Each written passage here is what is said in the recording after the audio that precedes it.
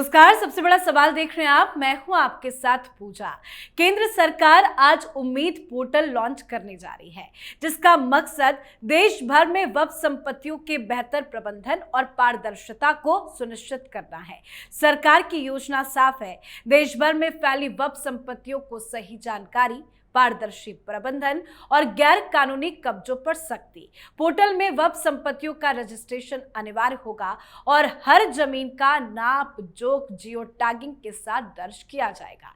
यानी अब तक जो करोड़ों की संपत्तियां धार्मिक ट्रस्ट के नाम पर बंद कमरों में बंद थी, अब उनकी असलियत जनता के सामने आएगी और यही तो परेशानी की जड़ है। सरकार की ये पारदर्शिता मौलाना गैंग को रास नहीं आ रही है, जिनके हाथों में सालों से वक्फ की जमीनें एक निजी जागीर की तरह रही है।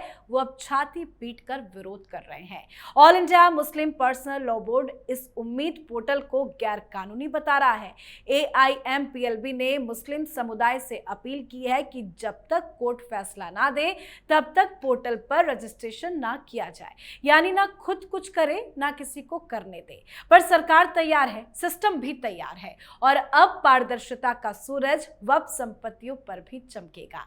तो कैसे ये उम्मीद पोर्टल बनने जा रहा है एक बड़ा हथियार, आज इसी पे चर्चा करेंगे। मेरे साथ स्टूडियो में मौजूद हैं कैपिटल टीवी के editor in chief doctor Manish Kumar. Doctor साहब, बहुत बहुत स्वागत है आपका। धन्यवाद। सरकार की तैयारी पूरी है, सिस्टम भी तैयार है, आज पोर्टल लॉन्च हो रहा है, लेकिन किसकी मुसीबत बढ़ेगी? देखिए, मुसीबत उन लोगों की बढ़ेगी कि जो बिना कागज, बिना अथॉरिटी, बिना रजिस्ट्रेशन वक्फ की जमीन के ऊपर नंगा नाच कर रहे थे जी, लूट रहे थे, अपना जेब भर रहे थे, उन लोगों को दिक्कत होगी। मुस्लिम पर्सनल लॉ बोर्ड, ये all India Muslim personal law board एक NGO है जी, इसकी कोई सैंक्टिटी नहीं है।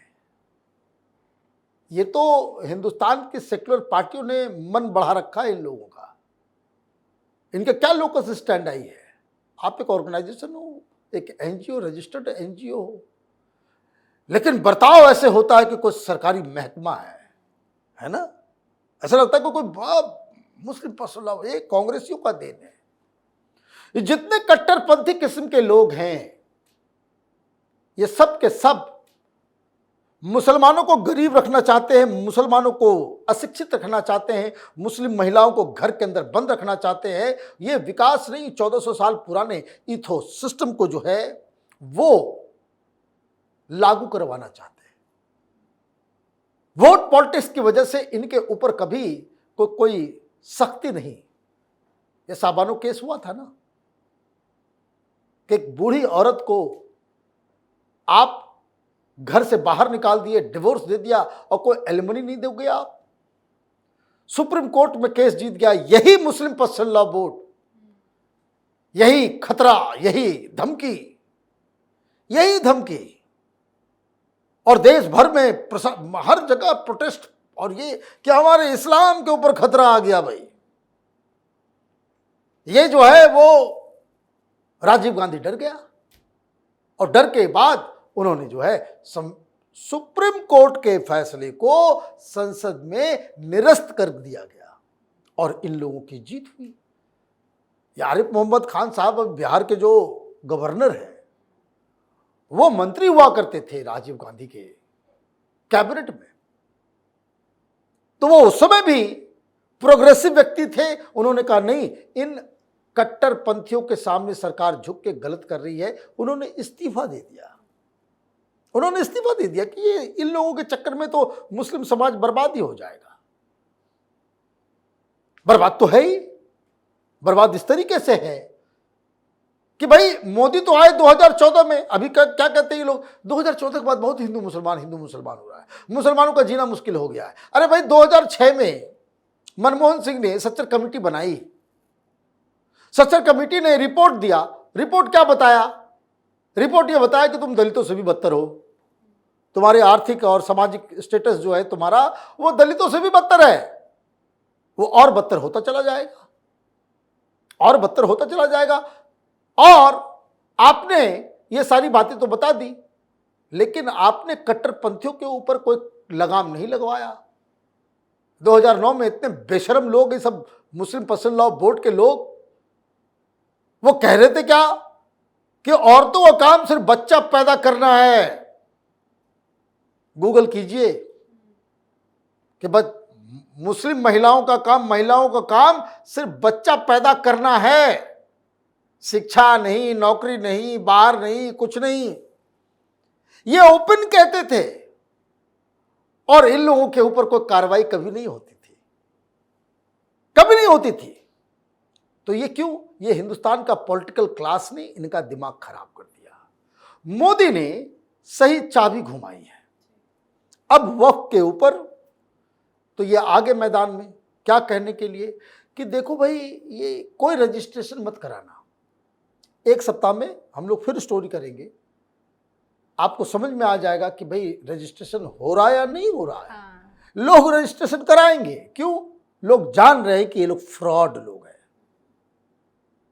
क्या कहा था? हम लोगों ने प्रोग्राम किया था, मैंने उस समय भी कहा था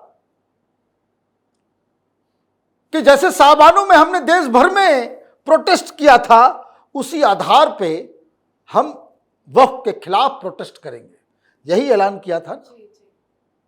वो हर जगह वो माइक लेकर के, वो लेकर के 1.25 करोड़ ईमेल डाल दिया। कोई सऊदी अरब से हो रहा है, पाकिस्तान से हो रहा है, देश विदेश से हो रहा है ईमेल कि नहीं ये तो इस्लाम के ऊपर प्रहार कर रही है मोदी, ये वो सब 10 तरह की चीजें। क्या हुआ? ढाक के 3 बात। आपने हर जगह प्रोटेस्ट करने की कोशिश की, आपके दलाल आए, इन मौलवी मौलानाओं के दलाल आए, मुस्लिम जनता नहीं आई। मुस्लिम जनता ने कहा कि नहीं बिल्कुल सही है। इसलिए कहीं भी प्रोटेस्ट जो है वो 2000 से ज्यादा की संख्या कहीं लोग इकट्ठा नहीं कर सके, चाहे वो जंतर मंतर हो, चाहे वो पटना हो, चाहे हैदराबाद हो, चाहे वो कहीं भी हो, नहीं कर पाए। क्यों? भाई हिंदुओं को मालूम नहीं होगा, मुसलमानों को तो शर्तिया मालूम है कि ये वक्फ के नाम पे किस तरह से लूट मचाई जा रही है। तो हो गया काम। अब रजिस्ट्रेशन के लिए बना दिया गया, तो ये आए नया सुगुफा लेकर के। अच्छा, बड़ा अक्लमंद समझते हैं, बड़ा अक्लमंद। पहले कह दिया कि जो सरकार ये जो वेबसाइट लेकर के आ रही है वो इलीगल है। अच्छा, तुम थानेदार हो, कह रहे हैं कि सुप्रीम कोर्ट जज। अच्छा, सुप्रीम कोर्ट की अब मानना है तो तुम जज हो। अब मानना है या नहीं है तो सुप्रीम कोर्ट तय करेगा। तुम कौन हो ये लिखने वाले या बताने वाले कि ये तो सुप्रीम कोर्ट का सरासर अवमानना है, ये सरासर इलीगल है। ठीक वैसे ही भाई क्या हुआ, सीए इलीगल है, अब मानना है। यही सब बात कह रहे थे ना, ये कपिल सिब्बल और सिंघवी के चक्कर में बर्बाद हुए ये लोग। क्या हो गया? सीए बंद हो गया, काम तो चल रहा है, हो गई, आपकी सारी हैकड़ी निकल गई। क्या हुआ ट्रिपल तलाक में कि भाई ये तो फंडामेंटल राइट के ऊपर, इस्लाम के ऊपर खतरा, ये है वो है। क्या हुआ? सुप्रीम कोर्ट गए, क्या हुआ? फिर वही सिंघवी और सिब्बल के चक्कर में सब कुछ खत्म। फैसला आया आपके फेवर में? नहीं आया। राम मंदिर में क्या हुआ? यही सिब्बल, यही सारे लोग करते रह गए, कुछ मिला नहीं, हासिल हुआ। गलत गलत होता है, यू मस्ट एक्सेप्ट इट।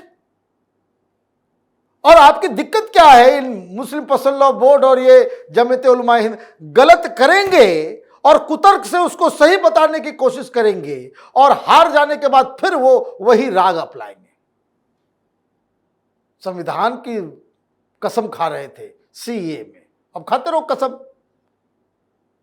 तो सरकार ने कोई फैसला लिया, ये लीगल है, ये इलीगल है, आप कोर्ट जाओ। अभी तक तो गए नहीं, अभी तक तो गए नहीं। आज लॉन्च हो रहा है और रजिस्ट्रेशन भी शुरू हो जाएगा।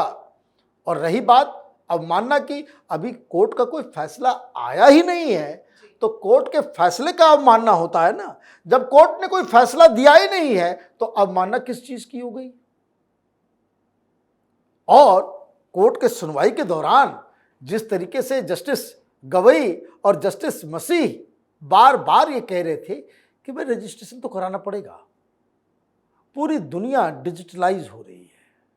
प्रधानमंत्री मोदी ने भी कुछ दिन पहले हर घर, हर जमीन, हर चीज का डिजिटल जो है वो कागज तैयार हो रहा है सबका, कि सब कुछ ऑनलाइन, एवरीथिंग, एक एक घर का आधार कार्ड नंबर, जियो टैगिंग से लेके सब कुछ हो रहा है। आप क्यों पीछे रहना चाहते हो? पीछे रहने का मतलब तो यही है कि आपने उन जमीनों के ऊपर कब्जा कर रखा है जो आपकी नहीं है। रजिस्ट्रेशन कराना पड़ेगा तो सब तो कागज दिखाना पड़ेगा, बताना पड़ेगा। तो ये मुझे लग रहा है कि मुस्लिम पर्सनल लॉ बोर्ड आखिरी जिसको कह सकते हैं हाथ पैर मार रहा है, तो करने की आवश्यकता नहीं है। खामखा वकीलों को आपको पैसा देना पड़ेगा, इससे कोई फायदा होने वाला है नहीं। बिल्कुल, बहुत बहुत धन्यवाद सर समझाने के लिए। धन्यवाद। तो सरकार की मंशा साफ है, देश की हर धार्मिक, सामाजिक और सार्वजनिक संपत्ति की गणना हो, पारदर्शिता आए और कानून का राज हो। लेकिन मौलाना गैंग को ये डर है कि कहीं उनके सालों से चले आ रहे बेनामी खेल की पोल ना खुल जाए। अब ये बवाल सिर्फ एक पोर्टल का नहीं है, ये उस सोच का भी विरोध है जो कहती है कि धार्मिक ट्रस्ट के नाम पर जवाबदेही से बचा जा सकता है। लेकिन अब ऐसा नहीं होगा। उम्मीद पोर्टल सिर्फ तकनीकी पहल नहीं है, ये उस नई सोच का प्रतीक है जिसमें धर्म की आड़ में नियमों से बचने की इजाजत नहीं होगी। तो आपकी क्या राय है, कमेंट करके लिखिएगा। देखते रहिए कैपिटल टीवी। नमस्कार।